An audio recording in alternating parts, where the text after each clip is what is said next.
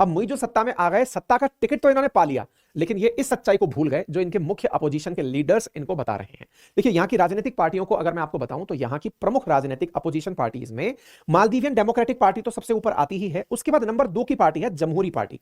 जो जमहूरी पार्टी है उसके नेता हैं कासिम।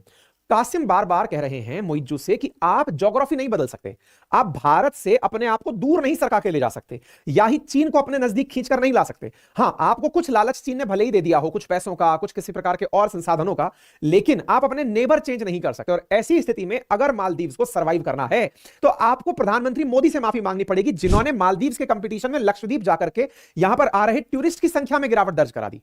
तो बोले सबसे पहले आप माफी मांगिए।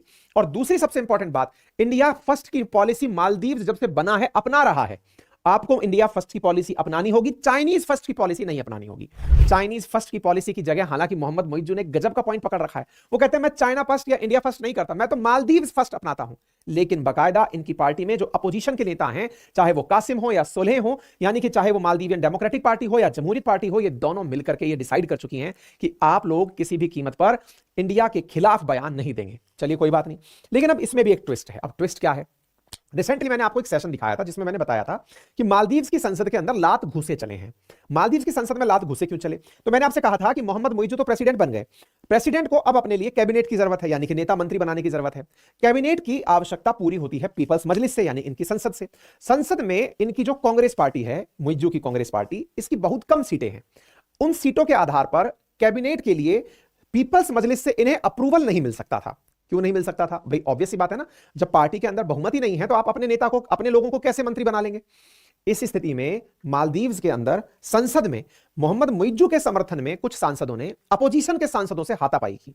हाथापाई के कुछ वीडियोस वायरल हुए, जिसके चलते हुए लोगों ने आरोप भारत पर भी लगाया कि अब यह भारत ही इनके संसद में मारधार करवा रहा है। लेकिन यह इनका इंटरनल मैटर था, भारत ने इस विषय पर कोई भी बात नहीं बोली।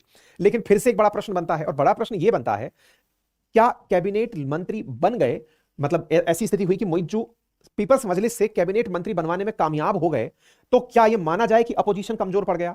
तो देखिए, इसमें भी पक्ष विपक्ष काफी सारे हैं, और वो ये है कि पीपल्स मजलिस में से अभी भी 36 लोग ऑन पेपर यानी कि वोटिंग देते हुए मुइज़्ज़ू के खिलाफ हैं। बाकी 87 में से मेजॉरिटी अभी मुइज़्ज़ू के पक्ष में ही वोट दे रही है। इसका मतलब यह है कि ग्राउंड पे चाहे हम महाअभियोग की बात कर लें, लेकिन टेक्निकल ग्राउंड पर यह चीज पॉसिबल होती हुई नहीं दिखती, क्योंकि 87 में से जब तक 53 लोग, एटलीस्ट 53 सांसद मुइज़्ज़ू के खिलाफ वोट नहीं करेंगे, तब तक मुइज़्ज़ू सत्ता पर बने रहेंगे। हालांकि इनके यहां मार्च में पीपल्स मजलिस के भी चुनाव होने वाले हैं, और पीपल्स मजलिस के चुनाव में यदि मालदीव्स के लोगों को मुइज़्ज़ू की पॉलिसी पसंद आई, तब तो मुइज़्ज़ू की पार्टी यानी कांग्रेस पार्टी मालदीव्स में मेजॉरिटी में आ जाएगी।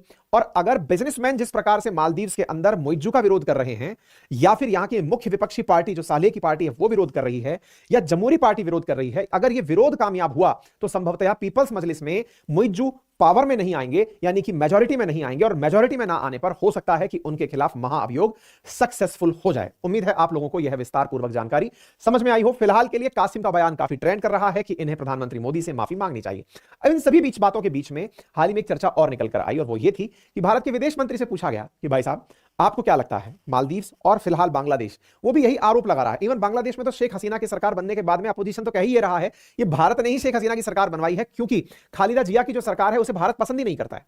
पसंद नहीं करता है, इस चक्कर में उनको मतलब पार्टी में अप्रिशिएट ही नहीं होने दिया है, उनके यहाँ पे अंतरिम सरकार का सिस्टम ही नहीं होने दिया। इंडिया ने काफी हद तक बांग्लादेश में इंटरफेयर किया है, इसलिए बांग्लादेश में भी भारत विरोधी बातें चल रही है, उस पर हम अलग से एक सेशन करेंगे। तो जयशंकर साहब से पूछा गया कि साहब क्या आपको लगता है कि मतलब ये चीजें ठीक नहीं हुई?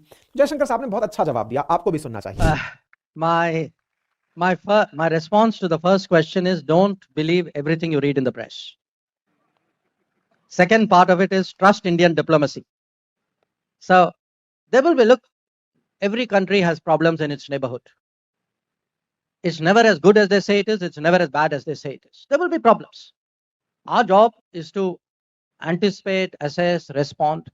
You know, at the end of the day, neighbors have relationships with each other. They find, they find understandings. The Indian Navy has deployed 10 ships today in that region, because we got a double problem. We got a piracy problem and we've got a missile drone problem. इस जवाब में यह साफ था कि never under estimate the power of Indian diplomacy, यानी कि भारत की डिप्लोमेसी को आप लोग कम मत आंकिए, बस इतना ही परफेक्ट है। बाकी न्यूज़पेपर्स में जो लिखी गई बातें हैं उन्हें भी पूरी तरह सच मानने की आवश्यकता नहीं है, क्योंकि प्रेस क्या लिखती है इसके बारे में बताना और उस पर टिप्पणी करना इतना सहज नहीं होता है। तो जयशंकर साहब का यह मैसेज भी बहुत मायने रखता है। बाकी आप इस विषय पर क्या सोचते हैं हमें जरूर बताइएगा। साथियों, एक छोटा सा अनुरोध है, मैं आपके सामने एक डेटा शेयर कर रहा हूं, आप अपनी आंखों से देखिए और विचार कीजिए।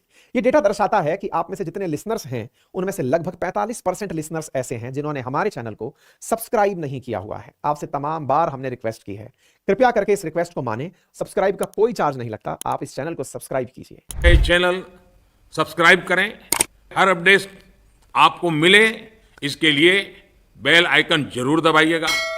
आप सभी को मेरी ढेर सारी शुभकामनाएं।